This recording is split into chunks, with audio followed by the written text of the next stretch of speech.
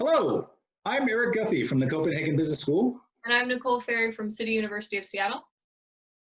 And if you can't tell, we feel a little bit goofy doing a recorded Zoom conversation for you. But it is what it is. We are here because we somehow won a CMS award, the award for the best critical work and organization paper. And we're here to say thank you, to say that we're honored, and to talk about that work. Nicole, we should probably start out by stating clearly what the main point of this paper is. And I would love to hear you state that since you're the first author. So this paper was really a way to look at the stark divide between the sort of widespread celebration of women's leadership and the industry behind that with the texts and tools and different programs and workshops, and then the relative non-existence of men's leadership. And so we wanted to look at why there was this kind of divide and, sort of at what cost that comes when you have a women's leadership without also having a men's leadership, and instead just having leadership, or what we call in the paper gender neutral leadership, which is a bit of a misnomer. But so we just really wanted to think about the consequences of that and sort of look at how, when you have that kind of setup, can women's leadership really function as sort of this empowerment tool? Well, and the way that you first described this idea to me, and the reason I got so excited about it, was it's literally the case that the title of the paper is the point of the paper. There's no lean in for men. And if you just think about that for a minute, you get how weird the divide is between what's called women's leadership and leadership in general.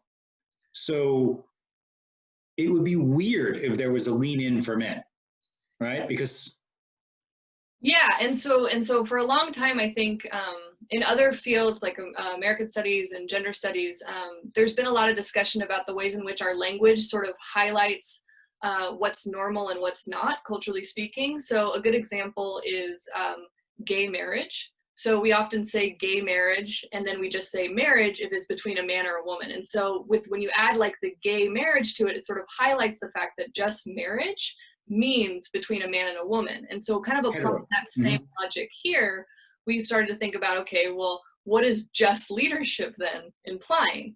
And so the argument is sort of that just leadership is sort of, again, it is men's leadership, just without the word before it. And so we wanted to highlight the ways in which sort of masculinist understandings of leadership sort of fly under the banner of just good leadership.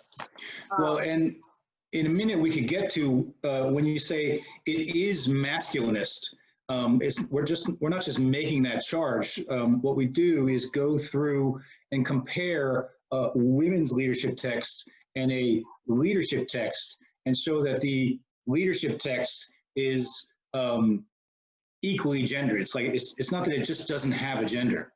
And by the way, one thing that we discussed a lot when we wrote this paper was this, right? We got away from air quotes because otherwise we would be putting air quotes around every next word that we use, right?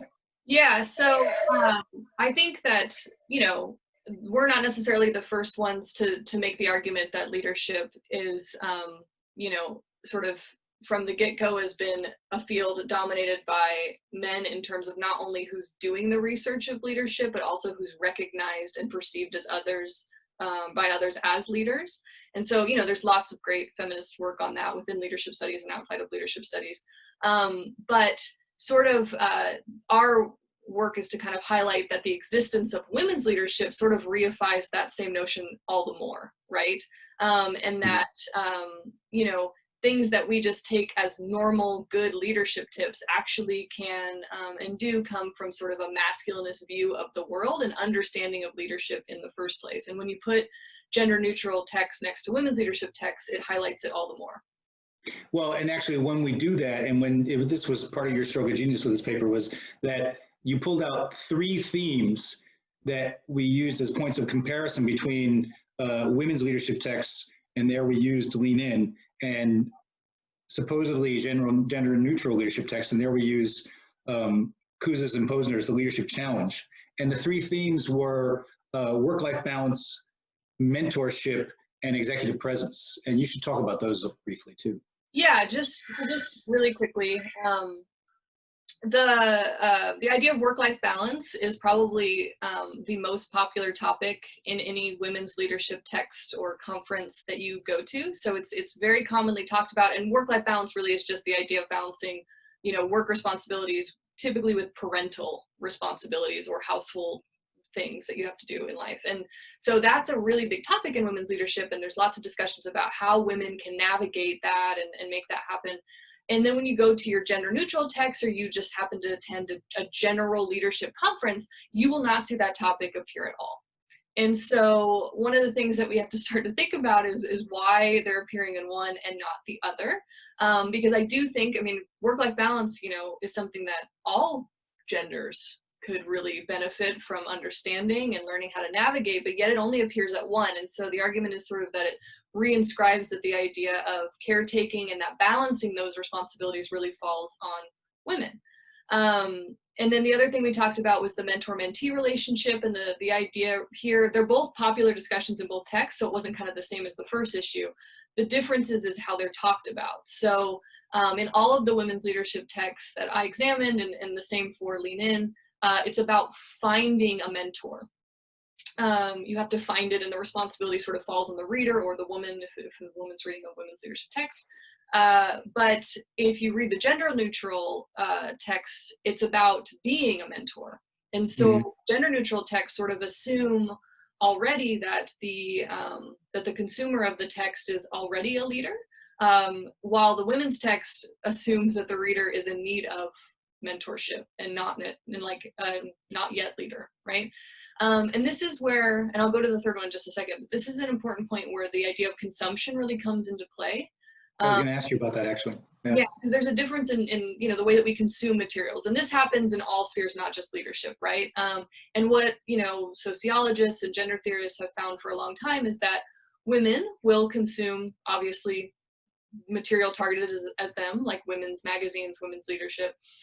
Men, but they'll also consume gender neutral stuff and men's stuff. So the idea is they'll watch chick flicks, but they'll also watch action movies, for example, for being like totally gender stereotypical. Men, on the other hand, will consume men's materials or just materials in general, but will not consume women's leadership. So they won't enter their sphere, right? So men will opt to watch action movies, but not so much, chick flicks, things like that. And so when you think about that as applied to leadership, women will consume women's leadership and gender neutral leadership. Men will only consume gender neutral leadership, right? By the way, very briefly, there's a rejoinder or a qualification we should put in here. And I'm actually thinking about this because, as I told you, I was watching RuPaul's Drag Race last night. With my family, and as an aside, but we are making some blatant generalizations here, but they're sort of justified generalizations, and you have a really good articulation of what goes on there. We can't. There's many different women and many different men or gender positions, but yeah, of course. There's different qualifications that anytime you talk about women as a group, right? And like feminist theorists have talked about this for a long time, you're going to get into some trouble there because women are raced and classed and different abilities and all sorts of different things. So this is sort of making a broad generalization, but yeah. So if you think about in terms of mentorship, right? If you have a woman who's only reading like women's leadership text, she may think she's perpetually in need of that. Men might, if reading their gender neutral text, think that they are ready to mentor, right? And that then, if you think about like what that's producing at the end, it's producing very different leaders, right? Or conceptions of themselves, readers, conceptions of themselves as leaders. And then the last one was just about leadership presence. So it's just about thinking about how the skills or abilities or even just appearance tactics that you need to be recognized by a leader as others. And of course, this is sort of, again, like a big topic in women's leadership because they tell you how to dress, how to watch your tone of voice, and how not to be too aggressive, but don't be too nice. And so there's a lot of policing that's going on there in terms of how you can move through space.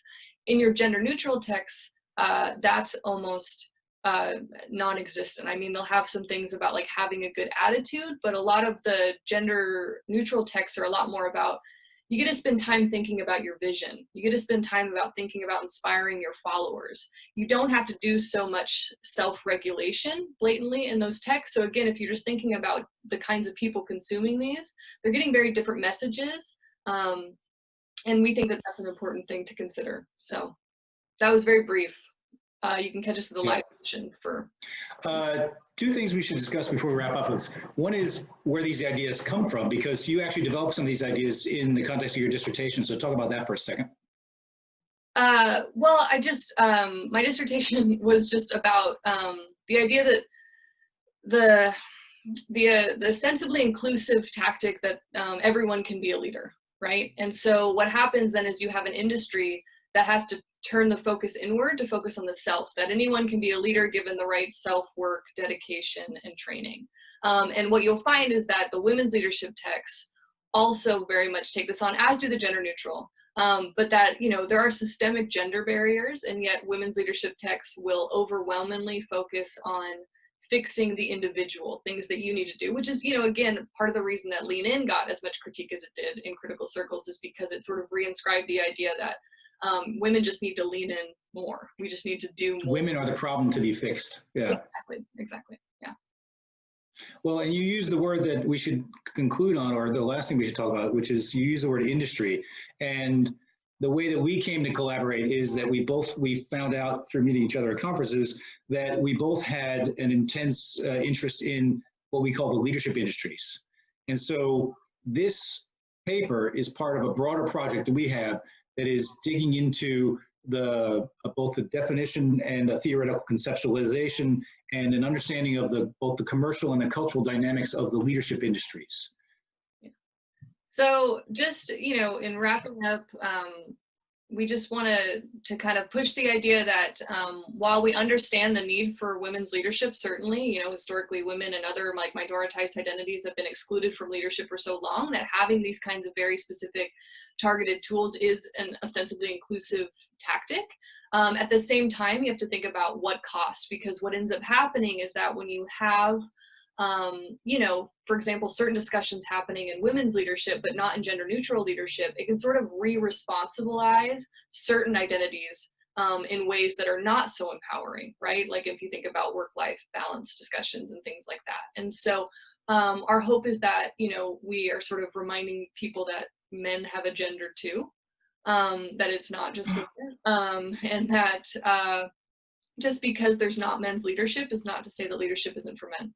And so trying to sort of look deeper at that and sort of hold leadership accountable. So it's, you know, it is a critique of sort of women's leadership as empowerment, but it's actually trying to shift the focus and say like leadership itself needs to be accountable for the gender discourses that it's sort of getting away with espousing without actually, you know, being called on for it. So.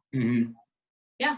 So we should conclude by saying one more time that we're honored to have received this award. I'm particularly happy that the award is given to work that comes out of Nicole's dissertation and her work. I think that's awesome. And, you know, we hope to continue to collaborate on these issues.